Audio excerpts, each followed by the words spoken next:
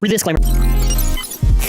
Hello everyone and welcome to the Beyblade X episode review. This time we got triple because I didn't review some of the previous Beyblade X episodes. My reasoning for this is that I had a lot of stuff just to do and I didn't really want to watch the anime because I kind of got a little bit burnt on it because the anime kind of has consistent issues that are just something that I'm not really enjoying that much. For an example, I don't like the pacing of the battles in Beyblade X. I think that one is usually pretty jarring. If they can do interesting stuff with it or cool shots, and maybe I'll probably like it. Other stuff in general is just usually the compositing in the episodes doesn't look that good, whether it's just the effects, how the scene looks, the shadows doesn't really look good.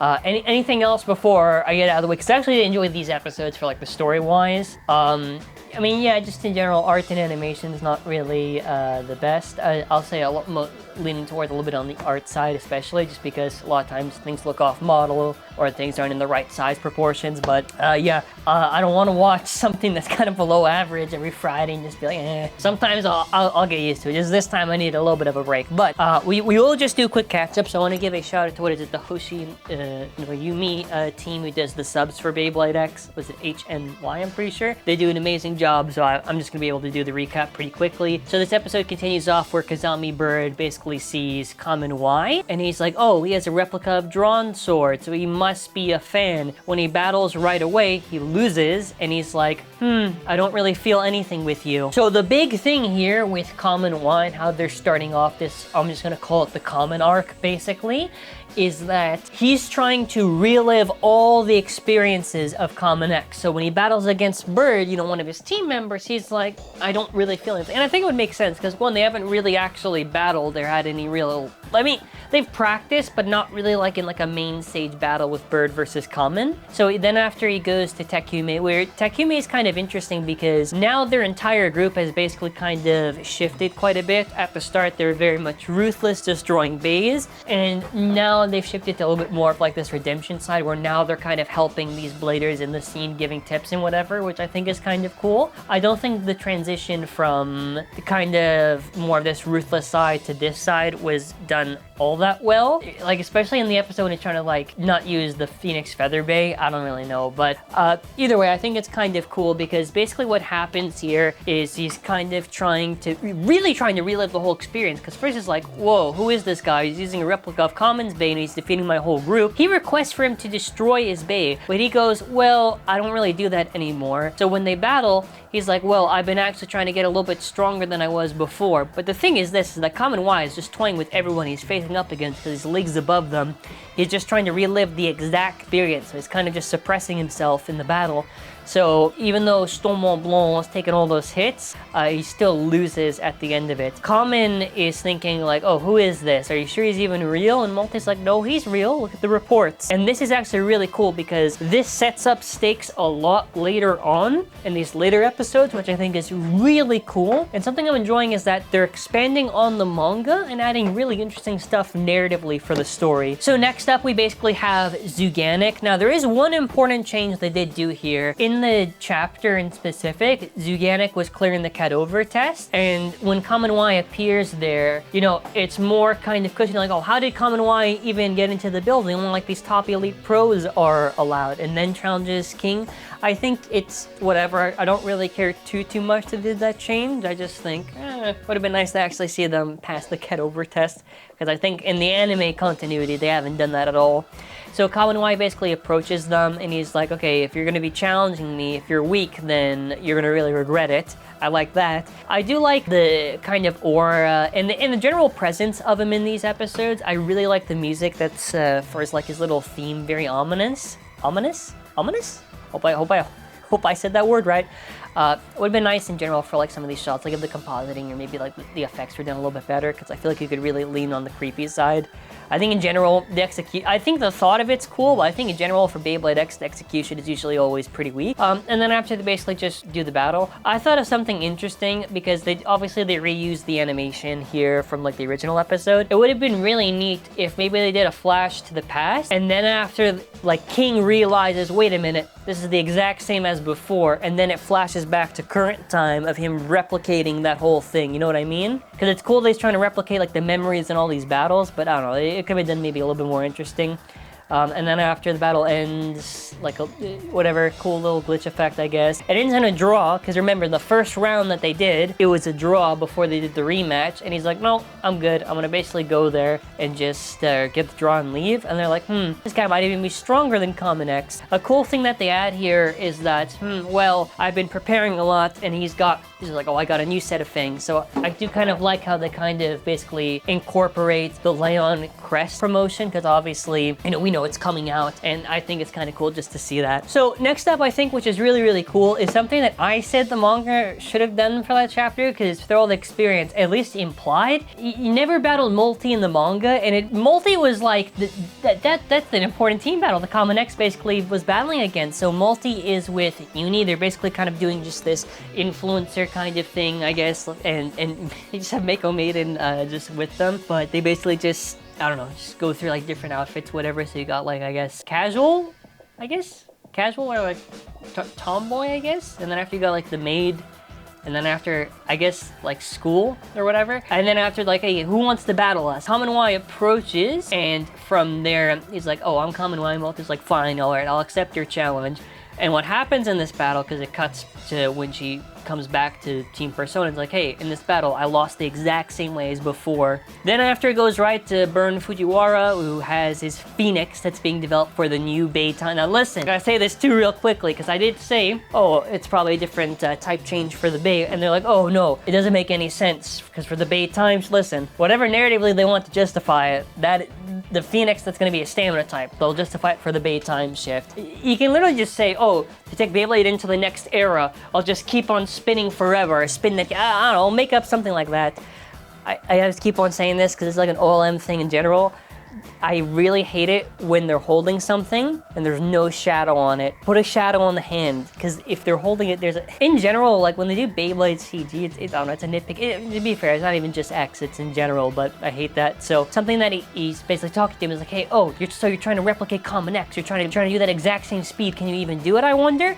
And he replicates the infinite extreme dash. I like the interaction. So basically this is the end of the KAMEN Y episode, where he basically just relives all of the experiences. I think something to note. I just enjoyed the extra interaction we got with Multi, and I want to say what else. And just in general, just the setup and everything, I think this was fun. I think the pacing on this episode was okay. Like, this made sense for a full episode to the dedicated chapter. I think that's, yeah, completely works out. Now, obviously, the following episode, there's a bit of an issue, because now you have characters that are challenging pros and defeating them, and this is a big issue that the B4 is going to mention, and I'll get to this in a moment, but this is now the third mask, because KAMEN Z is hunting bladers and using Drawn Buster.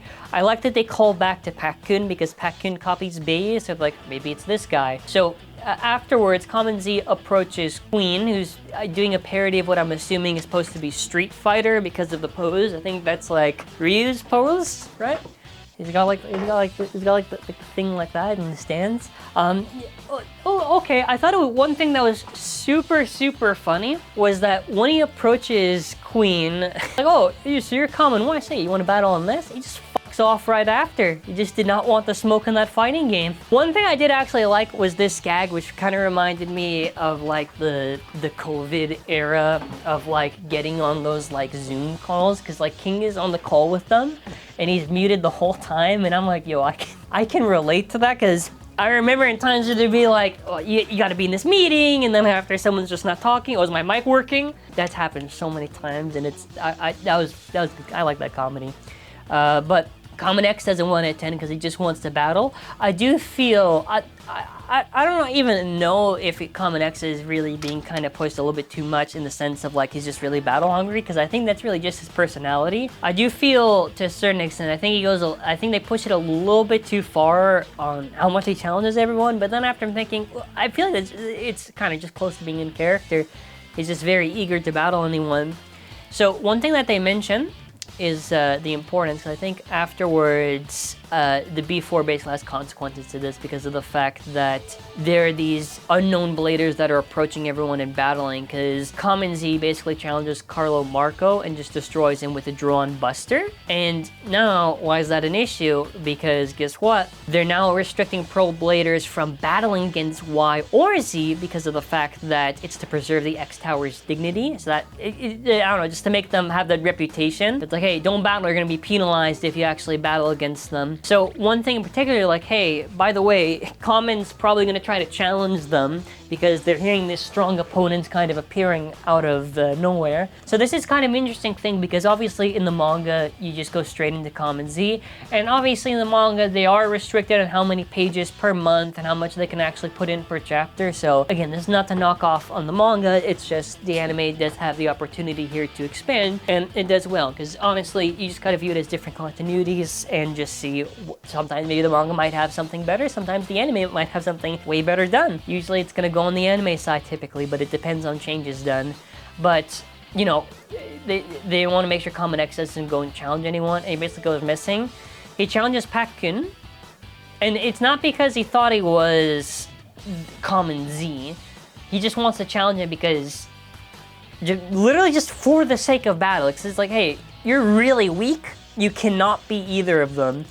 So then they practice with Drawn Buster, he gets his YouTube content. I thought these poses were pretty cool. I think they lasted a little bit too long for those shots, but afterwards, he's just challenging everyone. I think it's really, really funny. I do think it gets a little bit pushed a little bit too far when he's like on the floor asking for battle, but I don't know. He destroys Ichigo's, like, I don't know, the blader robot that she kind of like possesses just to actually do battles, which I thought was really funny. He's just destroying everything. Multi's just losing her shit the whole time. It's like, what is he doing?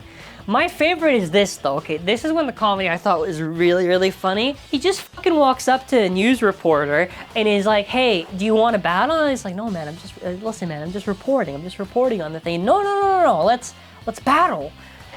Like, KAMEN X is just like the Goku and Beyblade, just like, hey, you look strong, I want to battle.